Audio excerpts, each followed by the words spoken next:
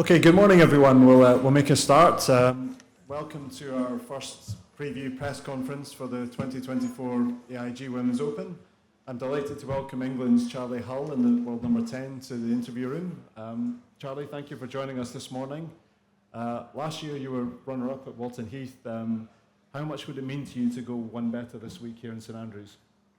Yeah, 100%. Like, obviously it's the home of golf. It'll be a pretty special win. It's something that you've always dreamed of as like a baby, so yeah, it'll be very special.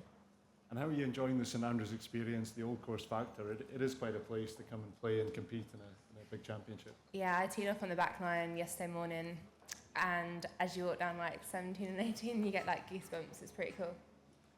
And is this the first time you've played in a championship here of this scale? No, I played here as my first year as a professional in 2013 when I was 17 years old. And do you have memories of that week? And Yeah, actually, like the Solheim Cup announcement was the Sunday night that year when I got picked for my first Solheim Cup. So yeah, it was pretty special memories. That's good. Okay, well, we'll take some questions from the floor. If you'd like to raise your hand, we'll get a microphone to you. Megan, we'll start with you.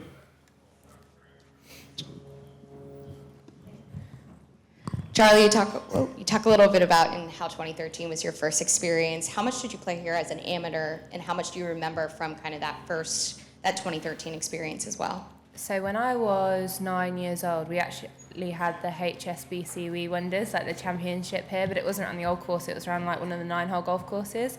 And that was the first time I ever come to St Andrews. And then I watched, I think it was the 2010 British Open, Men's Open Championship here, come up to watch Tiger. And I played here that year as well, or the year after, it was an amateur event here. I actually stayed with Sir Michael Bonallack back then. He was a pretty cool guy, because I knew his daughter Glenna from Woburn, and yeah, it's just had a lot of good memories. And I played here again in March time, April time, and that was fun. I done something for the RNA and got to play 18 holes, but it is a really special place. And I really like the pies on the halfway house, but they don't have them here yesterday. I was good. I'm sure we saw that. You've traditionally enjoyed parkland courses. You played well at the Scottish last week. What did you learn late about how to really get around links courses successfully? Well, a couple of weeks ago, my coach got me working on doing a lot of three-quarter swings because my golf swing got a little bit too long. But now I kind of understand why he's got me working on three-quarters, because he's just kind of introduced me to get a lower ball flight for these couple of weeks coming up for the links. So I think you just got to be patient out there. I do find St Andrews actually a harder links for me, not necessarily because it's super tough, but because you can't really, the lines on the fairways, like it just looks very open. So it's quite hard to pick a point in the distance. But usually I like them really tight, like fairways, like Sahali, because you kind of see the ball, the ball shape, like, and where to hit it. So I think out here you've got to be very focused on your point and your target. So that would be my caddy Adam's job. Okay, next question, we'll go Chris on the left here. Charley, the support you got in this championship 12 months ago was incredible. How cool was that for you, and how exciting is it to have the prospect of getting that sort of atmosphere going again? Yeah, it was really cool, because obviously last year it was like 20 minutes from my house, so I was staying at home and I felt pretty relaxed, and it was so nice to see all the fans out there and everything. I think it was a very good catchment area near London as well, so we got a lot of spectators. But obviously now the home of golf, hopefully there'll be good crowds this week, and yeah, it's just lovely to be out there and people cheering you on. Okay, and Martin at the front. Charley, the amateur event you mentioned, would that be the St Rule Trophy? I think it's that one. I was trying to remember it actually the other day, the name of it. Yeah. But yeah, I think it was that one. What was your verdict on last week's performance? You got yourself in the mix. Mm-hmm. Didn't win, obviously, but did you take a lot of positives away from that? Yeah, 100%. I just didn't quite put how I wanted to on the final round, but it was quite tricky because of the wind, and I putted pretty well all week. But you know what it's like on links golf when you have like a 4-foot putt, but the wind's blown it, and you've got to allow for like half a cup of break. But no, I feel pretty positive, because obviously I haven't got the best track record on links golf, but I'm learning every time and I'm just enjoying it. So yeah, it's good. It was a mixed bag weather-wise last week. The forecast pretty grim this week. How much an advantage, help can that be playing last week coming into this week? 100%. Like, it come to the point last week in the final round, I think it was on the 16th hole, the wind died a little bit, and it was probably, and my caddy said just hit a normal 7-iron. And I was thinking to myself, how do I hit a normal 7-iron? Because I've been used to hitting it like punchy and low all week. So I set up to it with the ball back in my stance, and I hit a rubbish shot to the right. And then I just realised to myself, oh, I need to put it back up in my stance now. But yeah, it was good to be playing in the wind, because hopefully it's windy this week.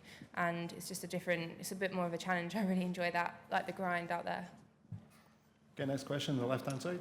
Hi Charlie. In recent years there's been a lot of talk about, with people driving it longer and longer, that if the conditions are right, and it's a big if, but the par fours, they're becoming a bit easy to target. I just wondered, from your experience 11 years ago in your practice rounds, how you think it's going to play?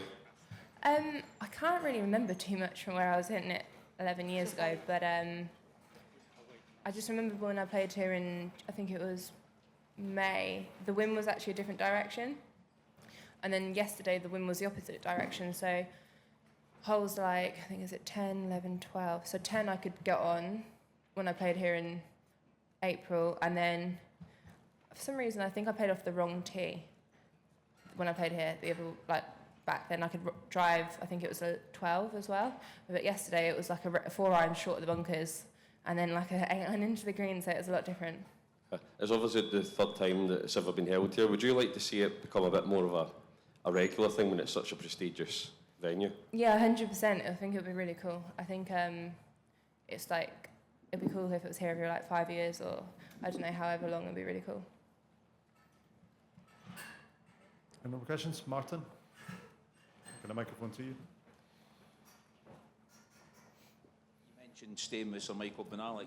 Just how did that all come about, and how special was that? Obviously a legend of the game. Yeah, so I was brought up, joined Woburn Golf Club when I was 8 years old, and his daughter, Glenna Beasley, she was like the secretary there, and I got on well with his granddaughter as well, Harriet, and just kind of going down there, and she said, my mum and dad, you can stay with them. And I come up here and I stayed with him, and he actually came out and watched me one really horrible windy day when we played, and he was like really impressed with my game, because I used like blades and stuff, and I used to we always used to have dinner at night and everything, and it was great. And then I stayed with him in the 2013 British Open, and they're lovely. There was lovely people. Obviously he passed away not that long ago. Will that sort of be his memory, maybe inspire you a little bit this week? Yeah, 100%. He was a lovely man, really lovely. Okay, next question on the right-hand side here. On the right. Yeah, Charlie, are you back to 100% after the injury, and how has that progressed over the last couple of weeks? Yeah, definitely. I think like the first round of the Olympics was more just because of nerves, like putting a lot of work, but coming back after like 5 weeks off, I just get like a little bit nervous. Like I have all my like little checkpoints, and at home I was playing some great golf, but it was just like the first round of the Olympics. I don't know why. But then the last 3 rounds I was 8 under par, and I was back to myself, and then carried it on last week. My shoulders just get a little bit tight, so I have like acupuncture, like needles in it every other day. I've actually got it after this, because when it's cold, it can play up a bit. I've got, is it degenerate arthritis in it as well? So when it does get cold, it gets a bit stiff. So you just got to keep it warm.